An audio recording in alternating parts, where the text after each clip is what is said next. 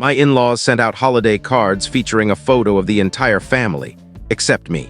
When I mentioned it, my mother-in-law, Patricia, shrugged and said, "Your smile wasn't quite right anyway," as she handed me an unsealed envelope with nothing inside.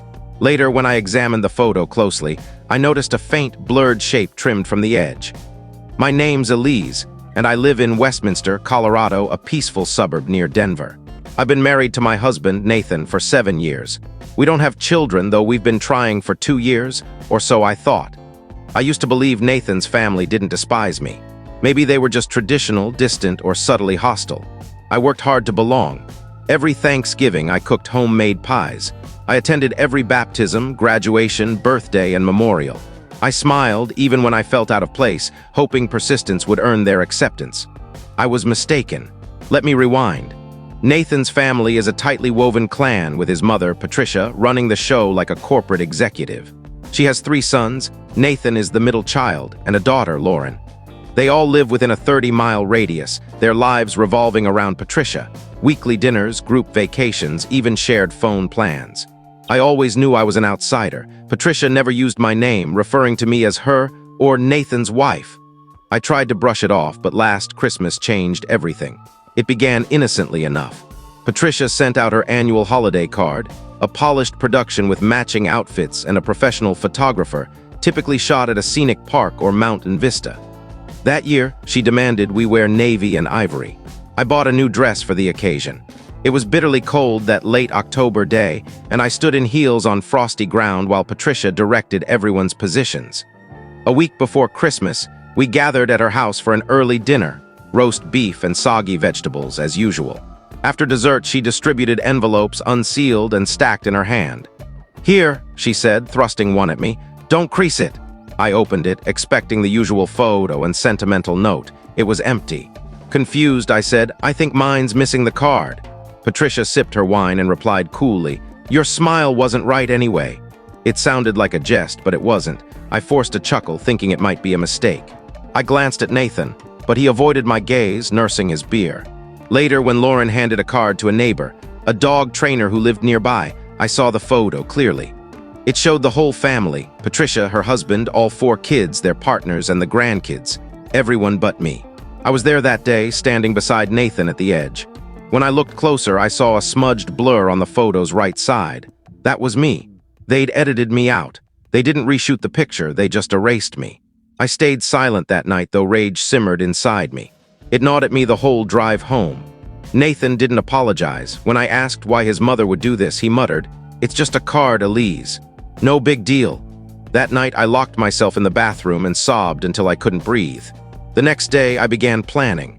I didn't confront anyone immediately. That wasn't their style, and it wouldn't be mine either. Patricia thrived on control. Appearances, traditions, allegiance.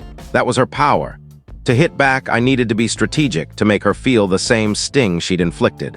Nathan barely spoke to me the next day, claiming work stress, but I knew he was dodging the issue. Deep down, I think he knew his family was wrong, but he lacked the courage to challenge them. So I started observing, documenting. Patricia's obsession with posting everything on social media. Her habit of tagging everyone except me, her yearly family newsletter. The group chats she managed like a publicist. I stayed quiet but kept track of it all. A few weeks later, Nathan's younger brother, Ethan, and his wife, Sophie, hosted a New Year's party. Patricia was there, dressed in her signature pearls, acting like the Queen of Colorado.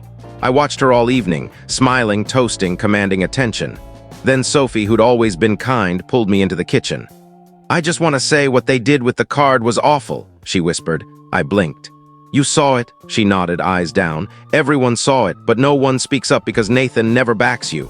That hit harder than I expected. "You mean this isn't the first time?" Sophie hesitated. "Let's just say Patricia's cut others out before. When she decides you're not wanted, she makes sure everyone follows her lead." I stared, stunned. Then she added something chilling. "She's been telling people you're planning to leave Nathan. That you're unhinged. She says she's protecting the family's image." I felt like the air had been sucked out of the room. I thanked Sophie softly and left the party early.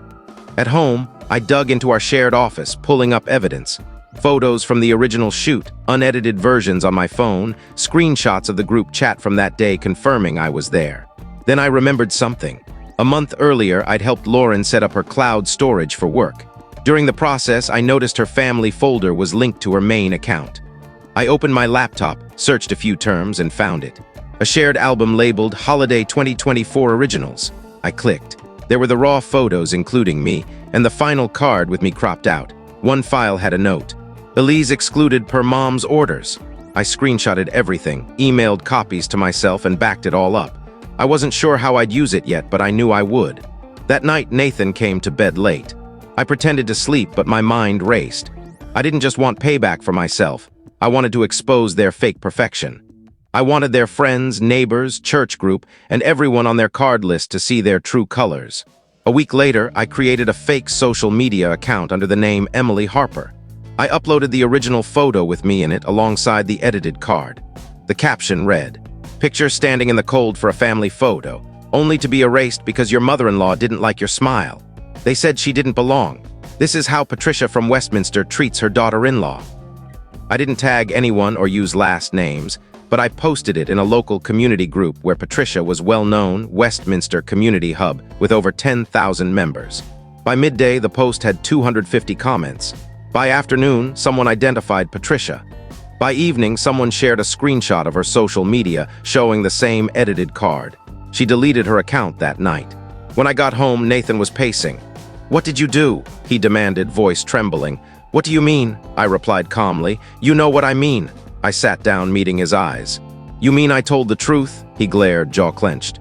"They're getting attacked online," he said. "Good," I shot back. "You said it was just a card." He stormed out and didn't return that night.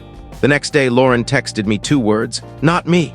Hours later, Sophie sent a single emoji, a heart, then silence. But then an email arrived from Karen Mitchell, the church's office manager. It read, "Dear Elise, I've received the Weber family's holiday card for years. I'm so sorry you were treated this way. You've always been gracious to our community. Some of us saw what happened, and we believe you deserved better." That's when I knew I'd pulled a thread and their facade was unraveling. Nathan stayed away for 3 days. When he returned, his eyes were red, his composure gone. He sat me down and said, "Elise, I don't know if I can keep doing this." My heart raced. "Doing what?" "This family, my mom, their control. I'm exhausted by their games." I wanted to comfort him, but then he dropped a bombshell. "There's something else. When you started fighting back, Mom began digging into your past, old friends, colleagues, even my exes. She's looking for anything to use against you." My stomach churned. "Why?" Nathan looked away. "She says if she can't control you, she'll ruin you." Soon, I noticed odd things. Emails vanishing from my inbox, calls from unfamiliar numbers, neighbors avoiding me. One day, I got a text from an unknown sender. "Watch your back." I showed Nathan, but he just shook his head. 2 weeks later, the real blow landed. Nathan discovered Patricia had contacted his employer, a major tech firm in Denver, spreading lies about my stability and trustworthiness. Suddenly, my work emails were flagged, meetings were canceled, and my assignments were reassigned. I was being sidelined. I confronted Nathan. "Why didn't you stop her?" He looked broken.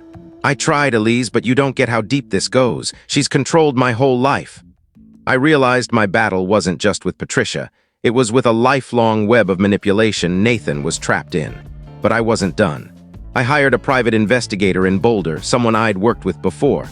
I shared all my evidence, screenshots, photos, texts.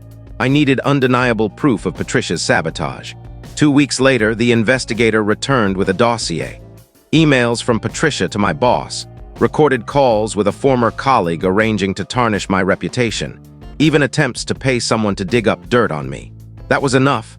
I scheduled a meeting with HR, hands shaking as I laid out the evidence. It was overwhelming. Days later, they launched an internal investigation into the interference. Patricia denied it all, but the damage was done. Meanwhile, Nathan was caught between me and his mother, his loyalty torn. One night, I overheard him on the phone with her. "She's ruining this family," Patricia snapped. "She's right about one thing," Nathan replied quietly. "You broke us, maybe that's what we needed." It was the hardest moment of my life. He was finally choosing between me and the woman who'd controlled him forever. I sat Nathan down, the evidence spread across the kitchen table. "This isn't just about a card anymore. She's targeting my career, my sanity, our marriage." He looked drained. "I know, Elise, I'm sorry I didn't see it sooner." That night, he called Patricia. I wasn't in the room, but the walls were thin. "Mom, you have to stop," he said firmly. "I won't let you destroy my marriage or my life." She screamed, "You'll regret betraying me." You'll lose everything. The next morning, Nathan told me he was moving out. I need space to figure out who I am without her, he said. Heartbroken but understanding, I didn't fight him. Weeks became months. The family began to fracture. Patricia's reputation at church crumbled after parents, aware of the social media post, questioned her behavior. The pastor met with her, and within a month she stepped down from her volunteer roles. Lauren and Sophie pulled away, refusing to enable Patricia's venom. Nathan, after 6 months apart, filed for divorce, saying he needed to escape his family's toxic hold. I felt both grief and relief. The deepest wound came from losing my closest friend, Linda, who'd been like a second mother. Patricia's lies had swayed her. When I tried to explain, Linda said, "I want to believe you, but it's hard with everything I've heard." That hurt more than the divorce. I spiraled into depression, some days unable to leave bed. The isolation was crushing, but therapy helped me rebuild. The true revenge wasn't a loud confrontation. It was the quiet collapse of a family that hid its rot behind a perfect facade. Patricia lost her hold over those she'd controlled. Nathan found freedom, and I found my strength. The last time I saw Patricia was at a Westminster supermarket. She looked frailer, alone, and didn't recognize me. I said nothing and walked away.